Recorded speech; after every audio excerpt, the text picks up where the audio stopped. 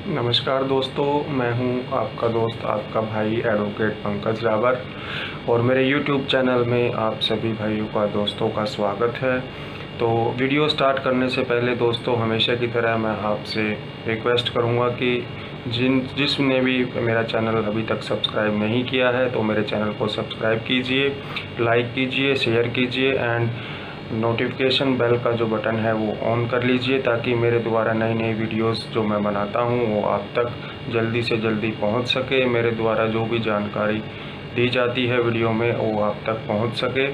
तो दोस्तों, हमेशा की तरह मैं आज फिर एक नए टॉपिक पे बात करना चाहूँगा। मुझे बहुत सारे फ़ोन कॉल्स आ रहे थे, मुझे कमेंट्स आ रहे थे, मैसेजेस आ रहे थे कि सर आप इस टॉपिक पे ज़रूर बात करें और कुछ लीगल जानकारी दें। तो उसी मैसेज से, उसी फ़ोन कॉल से मुझे एक मोटिवेट मिला। मैंने एक ये जो वीडियो है वो बनाने की कोशिश की है, जिससे कि बहुत से लोगों का भला हो सके और लोगों को जानकारी मिल सके। तो दोस्तों, वीडियो को जो लंबा ना करते हुए तो मैं अब टॉपिक पे आता हूँ। जो आज मैं टॉपिक पे बात करने चाह रहा हूँ वो है मेंटेनेंस। तो दोस्तों, मैं बता देता हूँ कि मेंटेनेंस क्या है।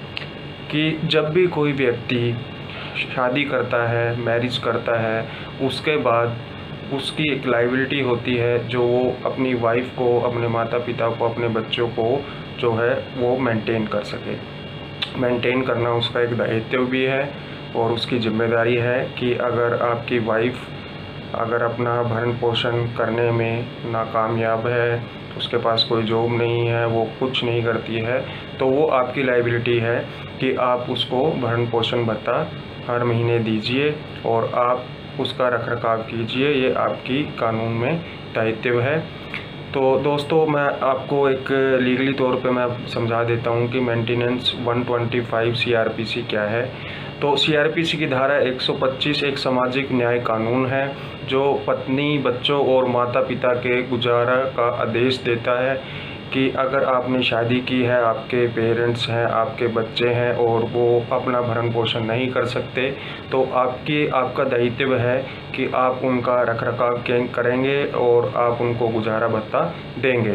तो दोस्तों, आजकल मैं देख रहा हूँ कि बहुत सारे जो कोर्ट के अंदर केसेस चल रहे हैं मेंटेनेंस को लेके, कि जो हस्बैंड है वो शादी कर लेता है पर उसके बाद जो है वो वाइफ का ख्याल नहीं रखता, रखरखाव नहीं रखता और उसे कोई भी मेंटेनेंस, कोई भी उसकी जो नीड्स होती हैं डेली रूटीन की, उसका ख्याल नहीं रखता है। इसी वजह से जो है, जो पत्नियां हैं, जो वाइफ्स हैं, जो लेडीज़ हैं, वो कोर्ट के अंदर मेंटेनेंस का दावा जो है वो अपने पति के खिलाफ़ डालती हैं। तो दोस्तों, मैं आपको बता देता हूं कि मेंटेनेंस का जो दावा है वो 125 CRPC में आप कोर्ट में कर सकते हो। और कोर्ट जो है कि कई बार क्या करती हैं कि इंटरिम ऑर्डर कर देती हैं कि जब तक केस चलेगा आपको हर मंथ इतना पैसा अपनी वाइफ को देना पड़ेगा। और तो बहुत से लोग क्या होते हैं कि इस मेंटेनेंस से बचने की कोशिश करते हैं, बचने का तरीका ढूंढते हैं। तो इसका तरीका मैं आपको बताऊंगा दोस्तों कि क्या है, आपको क्या क्या चीज़ें जो हैं वो आपको क्या क्या चीज़ें जो हैं वो आपको ध्यान में रखनी है। तो सबसे पहले तो आपको एक अच्छा लॉयर करना पड़ेगा। आप कई बार क्या है कि आप गड़बड़ कर देते हो। आप जो है लॉयर की फ़ीस देख के और वो डिसाइड करते हो लॉयर को कि यार ये सस्ता है, ये महंगा है, सस्ता है तो ऐसे काम करेगा, महंगा है तो पता नहीं क्या करेगा, कैसे करेगा या नहीं करेगा। कई बार आप फ़ीस पे डिपेंड कर जाते हो कि मैं इतनी फ़ीस तो दे नहीं सकता, तो मैं तो अच्छा लॉयर नहीं कर सकता। तो ऐसा नहीं है, सब लॉयर अच्छे होते हैं, ऐसा नहीं है। आप फ़ीस पे प्लीज़, आप फ़ीस के ऊपर लॉयर्स को मत चुनिए। आप उसका एक्सपीरियंस देखिए, उसका अनुभव देखिए, उसके जो रिज़ल्ट्स हैं वो आप उससे मांगिए, उससे पूछिए कि सर आपने जो मेंटेनेंस के जो दावे हैं वो आपने कितने लड़े हैं, कितनों में आपने रिज़ल्ट्स जो हैं वो दिए हैं और कैसे रिज़ल्ट्स जो हैं वो दिए हैं।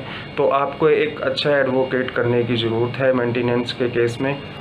और तो दोस्तों, ये सब चीज़ें तो एक आपका जो है वो फर्स्ट जो स्टेप है वो है ही है कि आप एक अच्छा लॉयर कीजिए। तो मैं आपको बता देता हूँ कि कई बार कोर्ट्स जो हैं क्या है कि मेंटेनेंस का जो ऑर्डर है वो इंटरिम ऑर्डर कर देती हैं कि आपको 2000, 3000, 5000 रुपये हर मंथ अपनी वाइफ को जो है वो देने पड़ेंगे।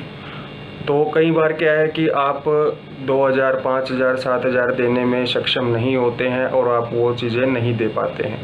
तो उस केस में क्या होता है दोस्तों, उस केस में जो इंटरिम ऑर्डर होता है उस डेट से, जब डेट से पिटीशन डली है, कोर्ट के अंदर दावा डला है, उस डेट से आपका अगर वो इंटरिम मेंटेनेंस जो है वो लागू होता है और आप अगर उसको नहीं देते हैं तो आपके लिए बहुत ज़्यादा परेशानी हो जाती है।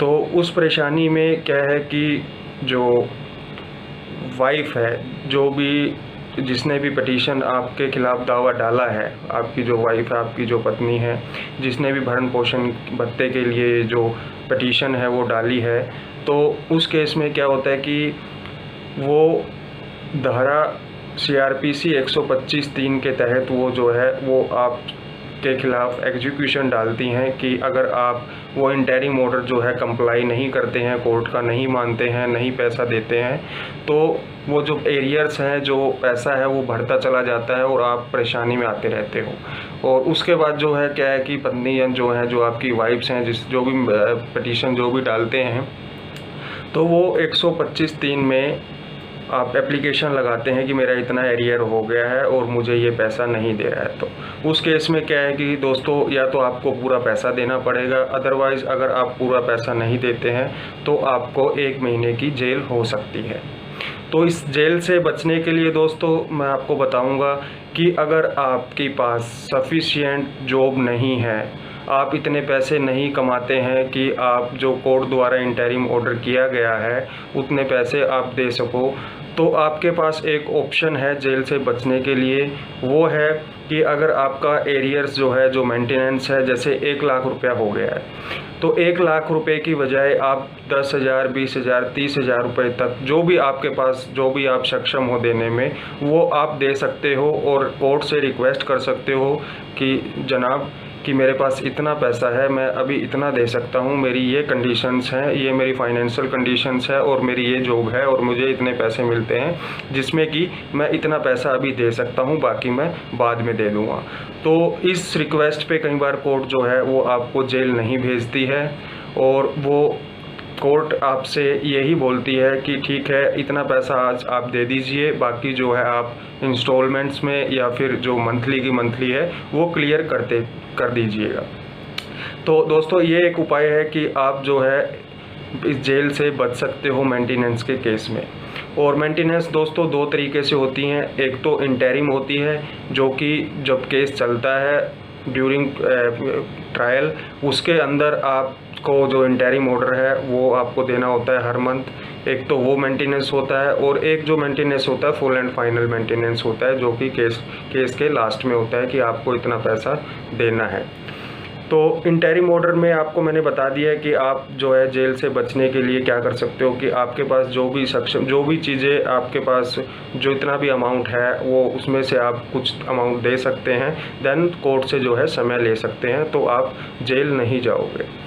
और तो दोस्तों अब इस वीडियोस में मैं आपको बताऊंगा कि इस वीडियो से कोई भी आपको जानकारी जो कि इस वीडियो के अंदर मैं नहीं डिस्कस कर रहा हूँ, या आपकी जहन में कोई और सवाल है मेंटेनेंस को लेके, या लड़कियों को है या लड़कों को है, या किसी का भी केस जो है वो कोर्ट के अंदर पेंडिंग चल रहा है और वो कैसे क्या करे, तो आप मुझे कमेंट कर सकते हो मेरी इस वीडियो के नीचे, मैं उसका जवाब दूँगा। आप मुझे ईमेल कर सकते हो, फ़ोन कर सकते हो, उसका कोई चार्जेस नहीं है।